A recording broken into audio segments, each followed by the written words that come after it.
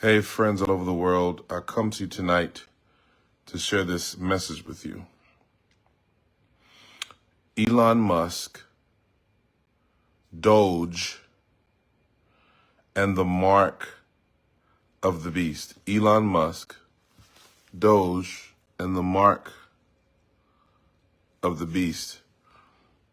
I want to come to you with this because I really believe that we are living in very critical times. And I want to share something with you that is very, very important. And I want to talk about this narrative, this conversation that has been floating around.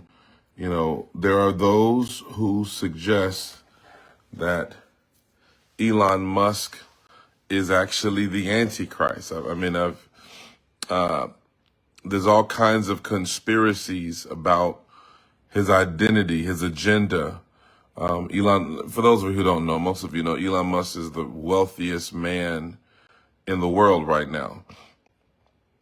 And right now, there is much conversation about him and his organization having access to the Department of the Treasury, which would give him access to millions and millions of Americans' financial information. And there are those who believe that this is somehow some sort of diabolical plot. It is somehow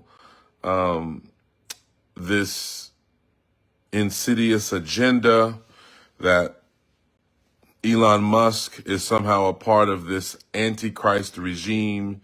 And there's all kinds of speculation about this. So the first thing I'm going to do really quick, this is going to be a short video, but what I want to do really quickly is look at the scriptures in Revelation chapter 13, and it talks about the beast and the common moniker that we often hear, especially in evangelical circles, the mark of the beast. So I want to talk about this, Elon Musk, DOGE, and the mark of the beast. Essentially, DOGE is basically a department that looks at how money is being spent in the government, how money is being, to make sure that the government is being equitable. I'm not talking about DEI, not to be mistaken for DEI, diversity, equity, and inclusion, but we're talking about DOGE. And so essentially this is an outside or a civilian look into the way the government engages in all kinds of financial transactions and so forth and so on. I mean, I'm probably not giving all the full scope of it, but that's kind of just like a brief overview of it. And so this has raised so many red flags. People are talking about, man, there's even a preacher that's gone viral calling for violence, intimating, he didn't necessarily say explicitly, but he intimated violence against Elon Musk and all kinds of things. And so all of this. So, but anyway, quickly, let's go to Revelation chapter 13, verses 1 all the way down through 6. We see this figure in scripture called the beast, which most evangelicals see as the Antichrist. Although the word Antichrist is not referred to or used in the book of Revelation, this is what people sort of use synonymously with the Antichrist, the beast. So you have three figures in Revelation. You have the dragon, you have the beast, and you have the false prophet. So the dragon is the one that gives power to the beast, that he can speak and he can live and move, etc. And then, of course, we see the prophetic symbolism of the beast who is controlling in the narrative in Revelation 13, the economic system, and that nobody can buy or sell without his mark. So when we talk about the mark of the beast, many people believe I remember when I was growing up in 2000, in 1999, they said, man, the year 2000, they called it Y2K, and that the financial systems would go down. They talked about the microchip in the hands, and it was always this thing about some sort of technology that would be instituted that would really constitute somebody being marked with the mark of the beast. And that if you have this mark or this chip in your hand and your forehead, that you would not be able to be raptured. And so that's the evangelical, premillennial, rapture, doctrine. And so because of that, a lot of people were looking at all the companies that were manufacturing microchips, and anybody that was speaking about technology, artificial intelligence, was sort of slated as the beast. But actually the word mark there is it's a Greek word, and it's the Greek word charagma. Now, the charagma is something that was used in Greek culture to signify ownership in relation to idolatry. Whenever we talked about the charagma in Greek culture, in Greek grammar, in Greek language, it was a reference to people worshiping idols, and that when you worshiped a particular idol, you would receive the markings of that idol or the markings of that deity that would speak to your worship or your philosophy or your ideology. So when we talk about the mark of the beast, right? When we talk about the mark of the beast, we're not talking about just something physical. The forehead in prophetic language represents the mind. The right hand in prophetic language represents authority. And so when we talk about the mark of the beast, we're talking about mindsets. We're talking about ideologies. We're talking about philosophies that are governed by the systems of this world or this present age, right? Or the princes of this present age, or the Antichrist agenda. And I think it's amazing that a lot of people are talking about, they're up in arms now about civilian access to private financial information, which, by the way, some of y'all aren't ready for this, just to drop this on you, but the Department of the Treasury is a civilian institution. It's not government. Many of you don't even realize that the Department of the Treasury is basically controlled by the central banks, and the central banks are not the government. When we talk about the Federal Reserve, we are talking about private bankers. We're not talking about government officials.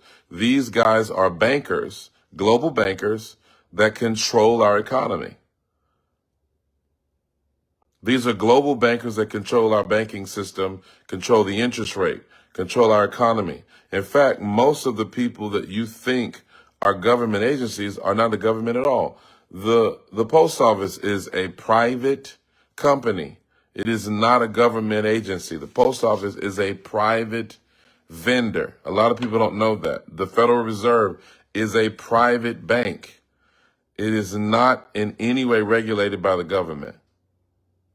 The government has no authority over the Federal Reserve because the Federal Reserve is not a government institution. It is a private bank. And I go on and on and on and on. I go into all kinds of things that a lot of you all don't realize.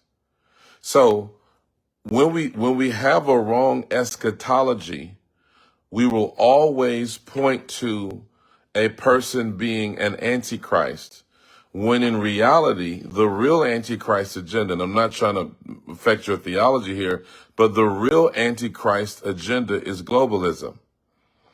The Antichrist, if the Antichrist is a person, is a political figure, which I don't believe he is, but if the Antichrist is a political figure, then he will not be a nationalist, he will be a globalist.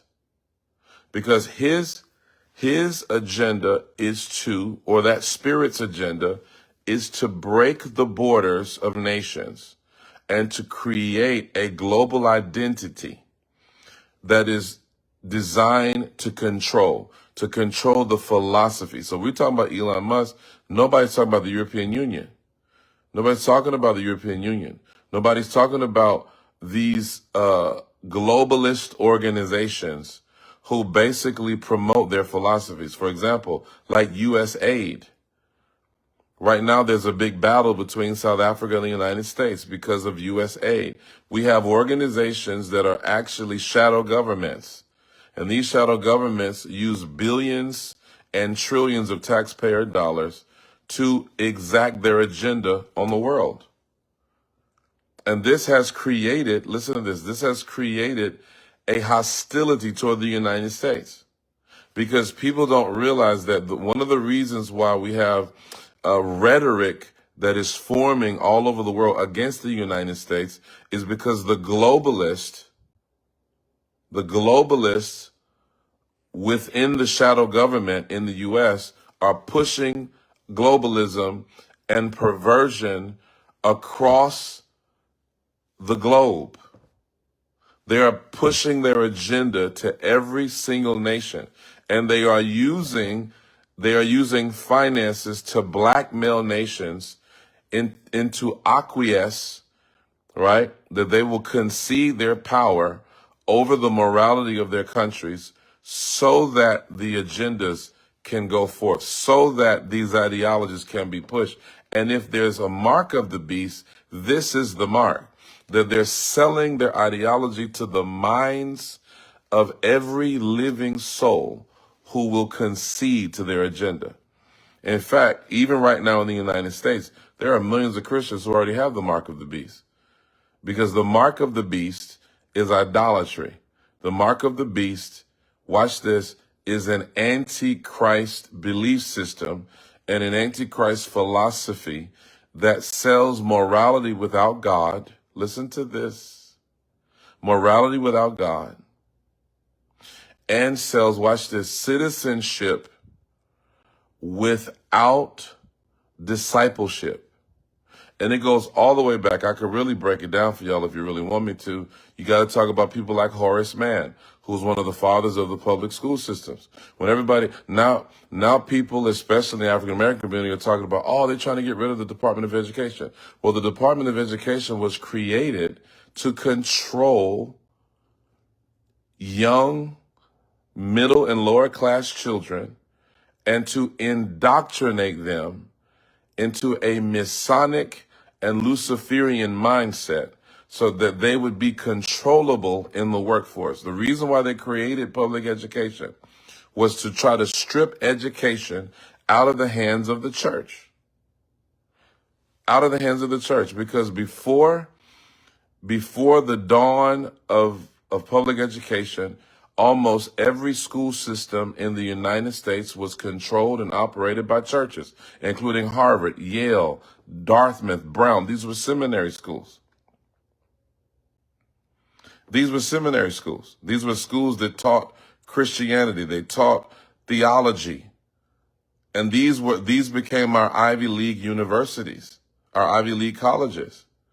And yet now the public education system has been propped up.